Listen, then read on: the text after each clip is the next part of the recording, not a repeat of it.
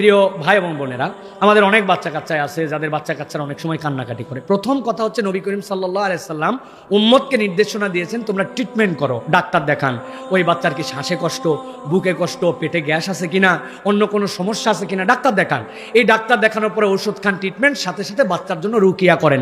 অধিকাংশ বাচ্চারা বদনজর এবং বিভিন্ন খারাপ জিনের প্রভাব তাদের মধ্যে থাকে। নবীজি সাল্লাল্লাহু আলাইহি ওয়াসাল্লাম 3টা আমল শিখাইছেন, এই আমল করলে ওই বাচ্চা ইনশাল্লাহ সুস্থ হবে। একটা আমল বাপ মায়ের জন্য, বাচ্চা যে ঘরে থাকে সন্ধ্যার সময় মাগরিবের আজানের আগ মুহূর্তে, ঠিক মাগরিবের আজানের আগ মুহূর্তে খুব সতর্কতার সাথে বিসমিল্লাহ বলে ওই দরজা জানালাগুলা লাগাই ফেলতে হবে, পর্দাটা টেনে দিতে হবে। মাগরিবের পর প্রয়োজনে আবার খুলে দিবেন, কিন্তু অধিকাংশ মায়েরা ছোট বাচ্চাদের ক্ষেত্রে আমল করে না। আপনার জানলাটা বন্ধ করতে হবে বিসমিল্লাহ বলে, পর্দাটা টেনে দিতে হবে আপনাকে। এইটা আপনাকে সতর্কতার সাথে খেয়াল করতে হবে, 1 নম্বর।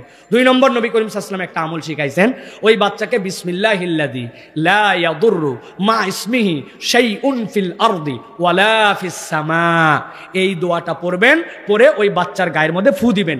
এইটা হচ্ছে আপনার সকাল সন্ধ্যার আমল। এইটা করে দিলে আল্লাহ নবী বলছেন তার গা বন্ধ হয়ে গেল, কোনো জিন শয়তান তার ক্ষতি করতে পারবে না। সুবহানাল্লাহ বলেন। 3 নম্বরে তার জন্য আমল, সকালবেলা সূরা ইখলাস, সূরা ফালাক, সূরা নাস, আউযুবিল্লাহি বিসমিল্লাহ সহ পড়বেন, পরে হাতের মধ্যে ফু দিবেন, ফু দিয়ে ওই বাচ্চার সামনে থেকে এরকম করে গা মোছ করে দিবেন। আবার ইখলাস, ফালাক, নাস ফু দিবেন, সামনের থেকে এরকম করে গা বন্ধ করে দিবেন। আবার ইখলাস, ফালাক, নাস ফু দিবেন, এরপর এটা বন্ধ করে দিবেন। এইটা করবেন। আর একটা আমল, অনেকে বলে সরিষার তেল আছে না, ওই সরিষার তেলের মধ্যে সূরা ফাতিহা 7 বার করে ফু দিবেন, দিয়ে 7 জায়গায় লাগাবেন। ওই তেলটা নিবে মাথার তালুতে একটু লাগাই দিবে, এরকম করে নখে নিবে, 2 কানের মধ্যে লাগাই দিবে। কয় জায়গা হলো? 3 জায়গা। কি রে ভাই, ভুল হিসাব করেন কেন? মাথা, 2 কান, কয় জায়গা? এরপর আবার একটু তেল নিবে, 2 নাক, কয় জায়গা?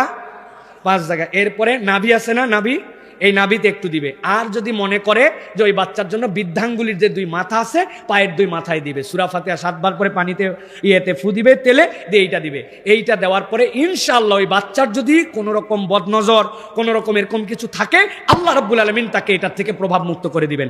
আর এই দোয়াটা মুখস্থ করে রাখবেন, আউযু বিকালিমাতিল্লাহি তাম্মা ওয়া মিন শাইতানিন হাম্মা ওয়া মিন কুল্লি আইনিন লাম্মা। আপনার বাচ্চা কান্নাকাটি ইনশাআল্লাহ অল্প দিনের মধ্যে বন্ধ হয়ে যাবে। শুনতে মনে হচ্ছে অনেক আমল, আপনি ডাক্তারের কাছে গেলেও তো এতগুলো প্রেসক্রিপশন দেয়, খাওয়ার আগে, খাওয়ার পরে রক্ত টেস্ট করেন, হাগা টেস্ট করেন, মোতা টেস্ট করেন। আর আল্লাহ নবী এইটুক বলে গেল, আপনি এটা শিখবেন না, খালি হুজুরের কাছে দৌড়াবেন। এইগুলো আমল বাপ মার শেখা লাগবে, এইগুলো আমল না শিখে বিয়েই করবেন না, আপনি বাপ মা হওয়ার যোগ্যই হন নাই। উদামেশা খালি বিয়ে করে ফেলছেন না, আর বাচ্চা পয়দা করে ফেলছেন আপনি।